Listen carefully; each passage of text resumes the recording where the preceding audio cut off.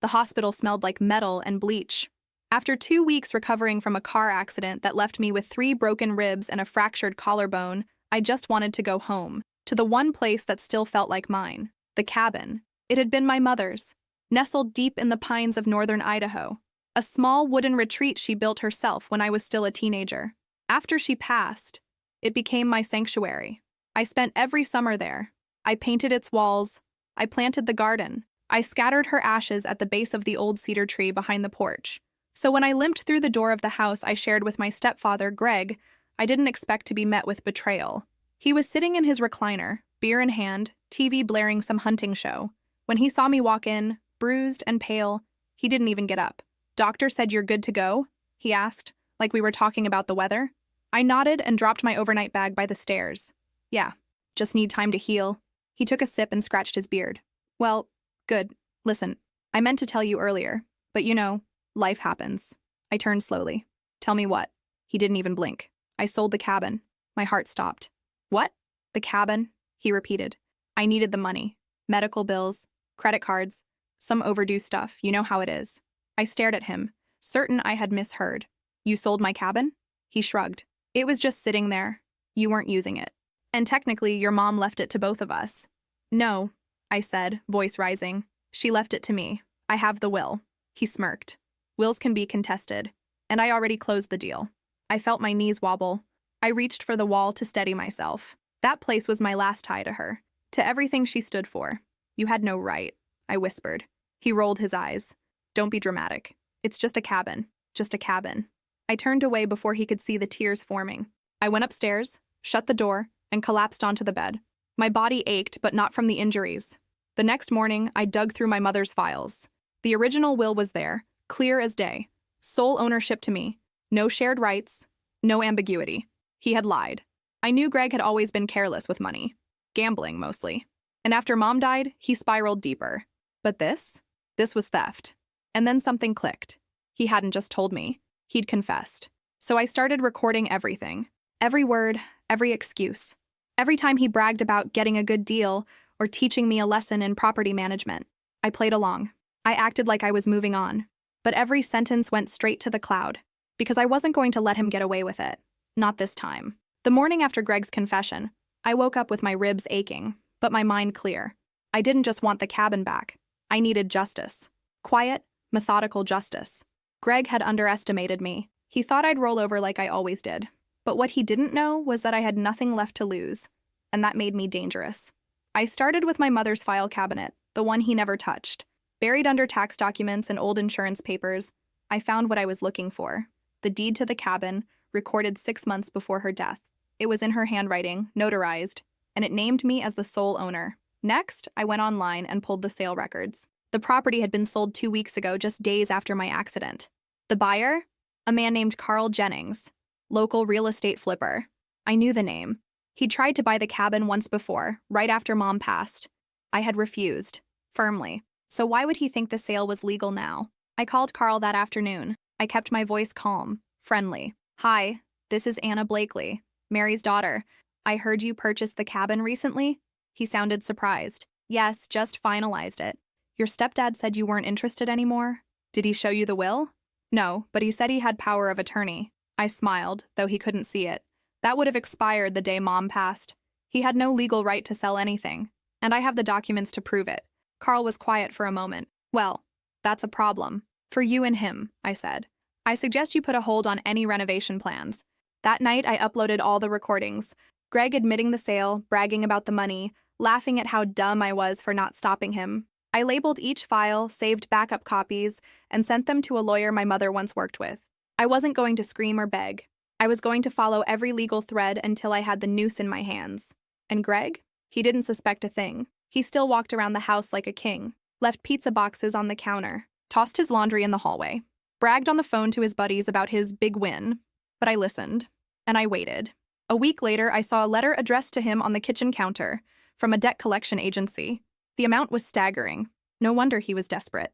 That night, I recorded one final conversation. I walked into the living room, phone in my sweater pocket, and asked, "How much did you get for the cabin?" He grinned. 90 grand. Enough to keep the wolves at bay. "You think it was worth it?" He looked at me sideways. "Worth it? That place was a waste of space. I nodded slowly. You're going to regret saying that. And I meant it. Because Greg had sold something that didn't belong to him, and I was going to take everything back. The letter from my attorney arrived 2 days later. I watched Greg open it at the kitchen counter, chewing a granola bar like nothing in the world could touch him. But as he read the first few lines, his jaw stiffened. The bar stopped halfway to his mouth. "What the hell is this?" he muttered. I stayed silent, pouring coffee like it was any other morning. He turned toward me, holding the letter like it was on fire. "You're suing me?" I met his eyes. "I'm reclaiming what was stolen." His face turned red. "You think some old will is going to undo a signed property sale?" "No," I said, setting my mug down. "But the original deed, your expired power of attorney, and the audio files of your confession probably will." He took a step forward. "You recorded me?" I didn't flinch. Every word. Greg wasn't used to being challenged. He puffed out his chest, his voice rising like it always did when he felt cornered. But I just sat down, calm and composed, like someone who'd already won the first round. "The buyer is backing out," I said. "Carl knows he bought stolen property. You might want to check your bank account before it's frozen." That part wasn't even a bluff. My attorney had already filed an injunction to pause the funds. Every transaction Greg made from that sale would be under review by the end of the week. His rage boiled over. He slammed the letter onto the counter. "I raised you like my own daughter. This is how you repay me?" I stood. "You used my mother's death to feed your addiction," I said. "You lied, you stole, and you made a mockery of the only thing she left me. So no, you didn't raise me, you buried me, and now I'm digging myself out." He didn't respond, just stormed out of the house and peeled out of the driveway in his truck. That night, the air felt lighter. Over the next week, the process moved fast. My attorney filed for a restraining order and initiated civil proceedings. Carl sent over an agreement to rescind the sale, pending full reimbursement, none of which Greg could afford. And because he had falsified the right to sell, Greg faced possible fraud charges. But the part that satisfied me most was the silence. No more slamming doors. No more lectures. No more slurs thrown from across the room when he was half drunk and angry at the world. He knew he was losing. And then came the call. "Miss Blakely?" the voice on the other end said. "We've located funds that were transferred to a private account linked to Mr. Greg Harmon. We're freezing the assets now. You should have full title restoration within 2 weeks." I thanked the clerk, hung up, and stared out my window. The cabin would be mine again, legally, fully. But something deeper had returned too. My spine. Greg had always counted on fear and confusion to get his way. He never expected me to rise. And now every word he said to hurt me was going to become the evidence that saved me. The drive back to the cabin felt different this time.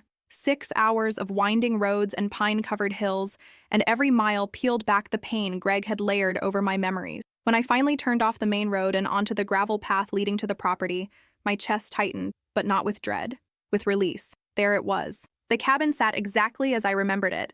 Cedar wood aged to a warm gray, shutters still slightly crooked, the small wind chime by the door whispering in the breeze. Carl had done nothing to it before the sale collapsed, and for that I was grateful. I stepped out of the car slowly. My ribs still ached in the cold, but the air here was cleaner, softer. It smelled like pine needles and damp earth and something else I hadn't felt in a long time. Home. I walked up the porch steps and slid the key into the lock. The door creaked open, revealing a space full of dust, shadows, and silence. And yet, it welcomed me like I had never left. Inside, the furniture was just as I'd left it. The rocking chair by the fireplace, the faded quilt on the couch, the picture of my mom smiling by the windowsill. I sat down in the chair and exhaled slowly, letting the weight of the last few months dissolve into the wooden floor beneath me. The next morning, I cleaned. I opened every window. I swept years of neglect from every corner. I mopped. I repaired. I filled the fridge. And by evening, the cabin was breathing again. Alive. Sacred.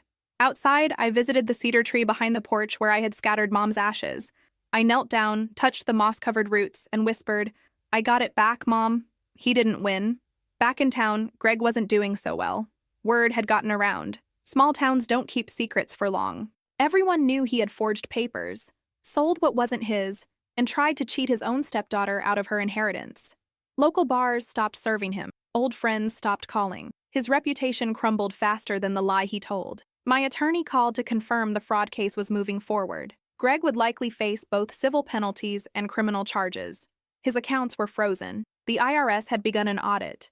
And without a job, without the house, he was spiraling. He tried to call me once. I didn't answer. I didn't need to hear another excuse, another plea. Some people only feel remorse when they lose everything. But I hadn't come here for revenge. Not really. I came back to remember who I was, before Greg tried to rewrite my story. And that night, curled up by the fire with a book and a blanket that still smelled like cedar, I finally remembered. I wasn't the girl who let people walk over her. I was the woman who came back for what was hers. Spring arrived early that year. By March, the snow had melted from the cabin's roof, and wildflowers began to creep up through the edges of the woods. It was the first time in a long while I could sit on the porch with a cup of tea and not feel like I owed anything to anyone. The lawsuit was settled out of court. Greg signed a full confession to avoid jail time, though the financial penalties would follow him for years. Every dollar he made from the sale was returned, and the title was restored to my name, uncontested and unshakable. But more than that, his influence over my life was gone. No more looming presence. No more guilt-twisting silence. Just absence. And that absence felt like fresh air. One day, I received a letter from the local women's shelter. Someone had told them about my case, about the recordings, the court battle, the outcome. They asked if I'd be willing to speak, to share my story with others trying to reclaim their power. At first, I hesitated. I didn't want to relive it all. But then I thought of my mother. She had built this cabin with her bare hands, taught me how to hammer nails, how to listen to the forest, how to build something that would outlast hurt. She didn't raise me to be quiet. She raised me to be whole. So I agreed. The night I spoke, the room was full of women, some younger than me, some older, all carrying stories behind their eyes. I told them about the accident, about waking up to betrayal, about standing across from a man who thought he had won because I was too broken to fight. And then I told them about the recordings, the legal battle, the house that was mine again, the silence that finally sounded like peace. Afterward, a woman came up to me with tears in her eyes. "You reminded me that we're allowed to take our lives back." That night, driving back to the cabin, I looked at my reflection in the car mirror. Not the bruised, aching version of myself from months ago, but someone steadier, sharper, whole. Greg had sold the cabin thinking it was just property. But what he didn't understand, what he never understood, was that it wasn't just a house. It was history, memory, blood, strength. It was the last piece of my mother I had left, and now it was mine again. Not because I begged, because I stood, because I remembered, because I recorded everything. And in the end, the truth was louder than any lie.